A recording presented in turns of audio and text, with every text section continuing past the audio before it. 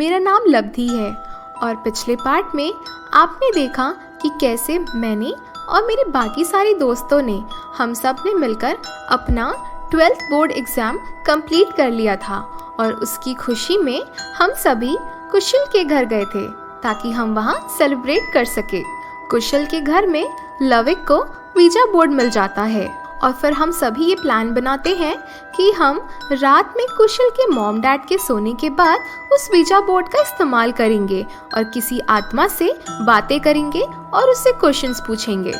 हम सभी ने आसपास कैंडल्स जला ली थी और रूम का लाइट भी बहुत कम कर दिया था। सारी प्रिपरेशन हो जाने के बाद हमने वीजा बोर्ड के ऊपर एक कॉइन रख दिया था। वीजा बोर्ड कुछ ऐसा था जिसमें यस और नो लिखा हुआ था और कुछ अल्फाबेट्स थे। बोर्ड के ऊपर कॉइन रखने के बाद हम सभी ने एक दूसरे के हाथ पकड़ लिए थे और अपनी आंखें बंद कर ली थी। करीब 20 सेकंड के बाद हम सभी ने अपनी आंखें खोल ली और तभी मैंने कहा, अगर हमारी प्रार्थना सुनकर कोई आत्मा हमारे पास चल आई है तो हमें कोई सिग्नल दे। करीब 10 सेकंड तक वेट करने के बाद भी कुछ नहीं हुआ तो मैंने एक बार फिर से कहा, अगर कोई आत्मा हमारे पास चल आई है तो हमें जवाब दे। ये सुनकर हर्ष ने कहा, अरे मेरे को तो लगता है ये आत्मा बहरी है, इसको सुनाई ही नहीं दे रहा। अरे पागल, कैसी बातें कर रहा है तू? अरे गाइस चुप करो, देखो बोर्ड में क्या हो रहा है। कि तभी हम सब ने देखा कि बोर्ड पर रखा हुआ कॉइन खिसक कर यस पर चला गया था। ये देखकर हम सभी के ही होश उड़ गए थे, पर अब हम सबको इसमें मजे भी आने लगे थे तो हमने सोचा कि इस खेल को अब आगे ही बढ़ाया जाए। ठीक है, पर आप कौन हैं जो हमारी प्रार्थना सुनकर यहाँ आ गए हैं? फिर करीब 5 सेकंड तक कुछ नहीं हुआ और फिर हम सब ने देखा कि वो कॉइन बोर्ड पर फिर से घूमने लगा है। पहले वो डी पर गया, फिर ए पर, फिर V, then I D, David. Oh David, तो इसका नाम डेविड है। डेविड, हम सभी आपसे एक एक सवाल पूछना चाहते हैं और चाहते हैं कि आप उसका सही सही आंसर दें, हमारी मदद करें। सब कुछ इतना ही जल्दी जल्दी होने लगा और किसी को यकीन भी नहीं था कि ये चीज़ सच में हो जाएगी। हम सब के तो होश उड़ ही चुके थे और इसी वजह से हम सब यही सोचने लगे कि इस आत्मा से ऐसे कौन से सवाल पूछे जिसका जवाब हमें नहीं पता। और फिर हर्ष ने कहा, अरे मेरे को पता है हमको क्या पूछना चाहिए, हमारे एग्जाम्स अभी अभी ख़त्म हुए, हमको पूछना चाहिए कि उसके रिजल्ट क्या होंगे। और फिर लविक ने कहा, हाँ यार हर्ष, तू तो सही कह रहा है। रुक, सबसे पहले ना मैं ही पूछता हूँ। प्रणाम डेविड जी, मैं ये पूछ रहा था कि आप बता सकते हैं कि मेरे 12th के एग्ज़ाम में कितने मार्क्स आएंगे और मैं पास भी हो पाऊँगा या नहीं।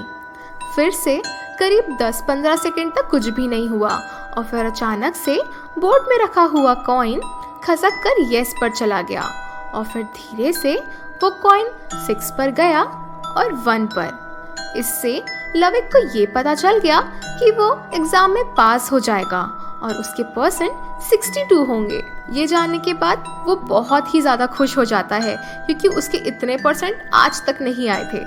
उसके बाद फिर मैंने अपने परसेंटेज के बारे में पूछा जिससे मुझे भी पता चला कि मैं भी अपने एग्ज़ाम में पास हो जाऊंगी और मेरे परसेंट होंगे 74। ये खेल अब इतना ज़्यादा इंटरेस्टिंग होता जा रहा था कि हम सबको बहुत ही मज़े आने लगे थे और हम ये भूल ही गए थे कि हम एक आत्मा से बात कर रहे हैं जिसके बारे में हम कुछ भी नहीं जानते थे कि वो कैसी है और क्या है। हमें सिर्फ उसका नाम पता था। जब मेरी पारी हो गई उसके बाद जब कुशल की बारी आई तो उसे भी यही पता चला कि वो भी अपने एग्ज़ाम में पास हो जाएगा और उसके परसेंट होंगे 69। ये जानने के बाद कुशल भी बहुत खुश हो गया था और फिर तभी हर्ष ने कहा, अरे मुझे तो लग रहा है ये कोई फर्जी आत्मा है जिसे कुछ भी पता होता नहीं है। ऐसा कैसे हो सकता है? कुशल को भी पास करवा दिया, कुछ भी, और वो भी इतने अच्छे परसेंट से। मुझे तो बिलीव ही नहीं हो रहा। खैर, मैं भी अपने मार्क्स पूछ ही लेता हूँ, तो बता दो भाई मेरे भी कितने मार्क्स आए हैं। हर्ष की ऐसी बातें सुनकर मैं, लविक और कुशल थोड़े से चौंक गए थे क्योंकि वो एक आत्मा से ऐसे बात कर रहा था और हम सब डर गए थे। अबे हर्ष, तू पागल हो गया है क्या? कैसे बातें कर रहा है? लवित के ऐसा कहते ही वो कॉइन अपने आप हवा में उठने लगा और तुरंत ही खिड़की के बाहर फेंका गया। ये देखकर हम सब बहुत ज़्यादा डर गए थे और हमें समझ नहीं आ रहा था कि अब हमें क्या करना चाहिए। पर हर्ष को तो जैसे कोई फर्क ही नहीं पड़ रहा था। और फिर हमारे बहुत सवाल पूछने के बाद भी उस आत्मा ने हमारे किसी भी सवाल का कोई जवाब नहीं दिया। करीब 20-25 सेकंड के बाद हम समझ गए थे कि अब वो आत्मा वापस नहीं आने वाली और वो हर्ष की वजह से यहाँ से चली गई है। बस फिर क्या था, हम सब चुपचाप अपनी जगह से उठ गए। हमने सारी मोमबत्ती बुझा दी और फिर लाइट चालू कर दिया। थोड़ी देर अपने फोन चलाने के बाद हम सब अपने बेड पर चले गए और सोने लगे। फिर करीब आधी रात के बीच हर्ष की नींद अपने आप खुल जाती है। फिर वो सोचता है कि अब नींद खुल ही गई है तो क्यों ना पानी पीकर आ जाया जाए। ऐसा सोचकर वो किचन की तरफ बढ़ता है और फटाक से फ्रिज खोलकर पानी पीने लगता है। पानी पीने के बाद जब वो वापस बॉटल को फ्रिज में रखकर फ्रिज बंद करता है तो उसकी आंखें फटी की फटी रह जाती है। वो देखता है कि फ्रिज के दरवाजे में डेविड लिखा हुआ था। इतना पानी पीने के बाद भी उसका गला सूखने लगता है और उसे अचानक से ऐसा लगता है कि उसके पीछे कोई खड़ा है और वो तुरंत ही पलट कर देखता है तो उसे कोई भी नहीं दिखता। और फिर अचानक से अंधेरे के बीच में उसे एक काला सा साया नजर आता है जो धीरे धीरे एक डरावनी सी शक्ल ले लेता है और हर्ष बहुत अच्छे से समझ जाता है कि ये डेविड है। डेविड एक भयानक सी शक्ल लिए हुए हर्ष के पास आने लगता है और जब वो हर्ष के बहुत करीब आ जाता है तो वो अचानक से गायब हो जाता है। हर्ष के पसीने ही छूट जाते हैं कि तभी वो देखता है कि नीचे फर्श में एक कागज का टुकड़ा था। वो उसे उठाता है और उसमें लिखा हुआ था कि अब अगर दोबारा कभी मेरा मजाक उड़ाया तो अंजाम इससे भी बुरा होगा। ये पढ़ने के बाद हर्ष के पैर कांपने लग जाते हैं और वो बिना कोई सेकंड वेस्ट किए तुरंत ही रूम में भाग जाता है और अपने दोस्तों के पास दुबक जाता है। रूम में वापस आने के बाद डेविड के मुंह से आवाज ही नहीं निकलती। वो ले देकर अपने बाकी साथियों को उठाता है और जो कुछ भी हुआ उसके बारे में उन्हें बताता है।